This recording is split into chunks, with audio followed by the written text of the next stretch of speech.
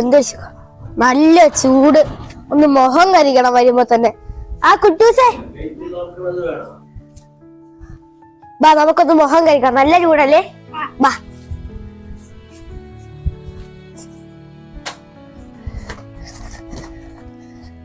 First ഞാൻ കഴിക്കാം.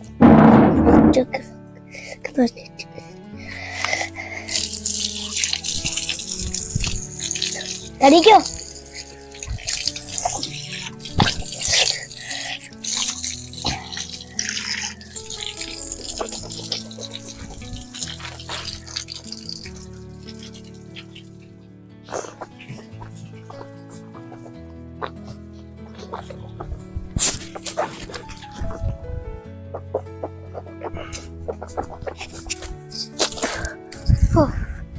സമാധാനമായത്, അല്ല ചൂടായിരുന്നു.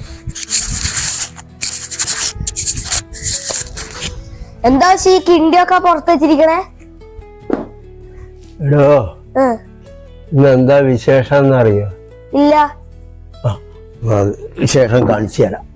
ഇതാ കയ്യ് കാണിക്ക്.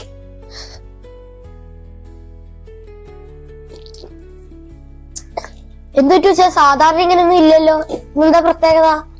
ഇന്നാണ് ലോക ജല ദിനം. അതുകൊണ്ട് എന്താ പ്രത്യേകത? അതിപ്പോ നിങ്ങൾക്കിപ്പോ എന്താ അതിന്റെ പ്രത്യേകത എന്ന് ചോദിച്ചാൽ നിങ്ങൾക്ക് അതിനെപ്പറ്റി അറിയാൻ വഴികളില്ല.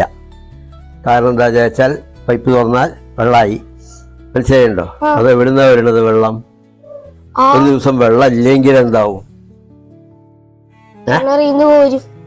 വെള്ളം ഇല്ലെങ്കിൽ കുളിക്കാൻ പറ്റില്ല, ഭക്ഷണം പാചകം ചെയ്യാൻ പറ്റില്ല, മറ്റ് പല കാര്യങ്ങളും ഉണ്ട്. ഇതൊന്നും ചെയ്യാൻ പറ്റില്ല. അപ്പൊ വെള്ളമാണ് ഏറ്റവും വിലയേറിയത്, അമൂല്യമായത്. വെള്ളത്തിനെ നമ്മൾ സൂക്ഷിക്കല്ല, കരുതിയിട്ട് വേണം അത് ചെലവാക്കാൻ. വാഷ് ബേസിനിൽ പോയി വെറുതെ ഇതാക്കണ്ട. ആദ്യം തന്നെ വാഷ് ബേസിനിൽ പോയി കൈയൊന്ന് കഴുകി പൈപ്പ് ഓഫാക്കി സോപ്പ് എടുത്ത് ഇവിടെയൊക്കെ പരട്ടി, അത് കഴിഞ്ഞിട്ട് സോപ്പ് അവിടെ തന്നെ വെച്ചു, എന്നിട്ട് നിലയ്ക്കല് അത് കഴുകി. അങ്ങനെ വളരെ ശ്രദ്ധിച്ച് ചെയ്യേണ്ട ഒരു കാലഘട്ടത്തിലേക്കാണ് ഇനി വരുന്നത്. ഞങ്ങളുടെയൊക്കെ സമയത്ത് ഈ പറഞ്ഞ മാതിരി അങ്ങനെയൊന്നുമില്ല. നല്ല ധാരാളം കുളങ്ങള്, ഇഷ്ടംമാതിരി നീന്തി കളിക്കാം, നല്ല കിണറുകൾ, വലിയ കിണറുകൾ, അങ്ങനെയൊക്കെയുള്ള ഒരു കാലഘട്ടത്തിലായിരുന്നു ഉള്ളത്.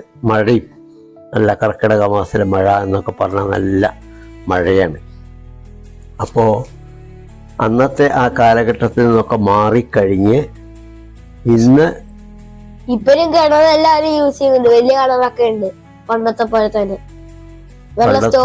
തന്നെ കിണറൊക്കെ യൂസ് ചെയ്യുന്നുണ്ട്. പക്ഷെ ഈ കുപ്പി വെള്ളമൊന്നും പണ്ടുണ്ടായിരുന്നില്ല.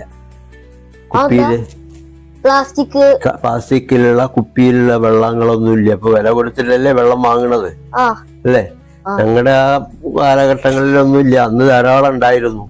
ഇപ്പം വീടുകളൊക്കെ അടുത്തടുത്ത് 10 സെന്റ് 5 സെന്റ് ഒക്കെ വന്നപ്പോ സമയത്ത് പല പല പല പല പല പല പല വെള്ളത്തിനൊക്കെ ഷോർട്ടുകൾ വന്നു. ഇപ്പോഴും വെള്ളം ഉണ്ടല്ലോ, കുറെ കുളങ്ങളുണ്ട്, അമ്പലക്കുളം, പിന്നെ അങ്ങനത്തെ കുറെ കുളങ്ങളുണ്ട്, നല്ല നീണ്ട കുളവും കുറെ വലിയ കിണറും.